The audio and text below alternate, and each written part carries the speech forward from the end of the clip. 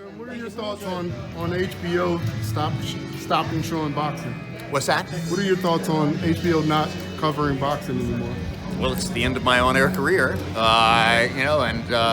so obviously I have a lot of personal memories of 44 years in network television, doing all sorts of different things, and it was an incredible gift to be able to do boxing and to do boxing for this network, which covered the sport at the highest level for the longest period of time that any other network has been able to do. And I don't know that there's ever going to be anybody else who will have the privilege of calling as many great fights as I've been able to call in the 30 plus years of doing this. So I'm just grateful, grateful for all the people I met, grateful for all the great nights that I got to experience, grateful for the fighters and all the amazing entertainment that they gave to us and the audience, and have 2 more shows to do. Hope that the fights are entertaining. That really hurts. That's about it. Well, what do you think? That there are going to be all these other networks covering fights, right. And there's more. Potentially, there's more money for more different fighters spread around more broadly than ever before. So that's good for fighters.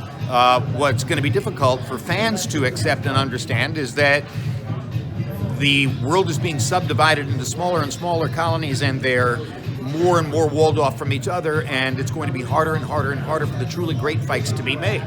And the litmus test I offer to people is Terence Crawford versus Errol Spence. Terence Crawford versus Errol Spence is this moment in time's Sugar Ray Leonard versus Tommy Hearns. Do you think you're going to see that fight? Under current business circumstances, you're probably not going to see it. So, that's troublesome. And, and I worry for the long-term appeal of boxing under that circumstance. But, you can't argue with something that spreads around more money for more different fighters than has ever been the case before. But what was your most memorable moment covering boxing? Mike Tyson has been knocked out.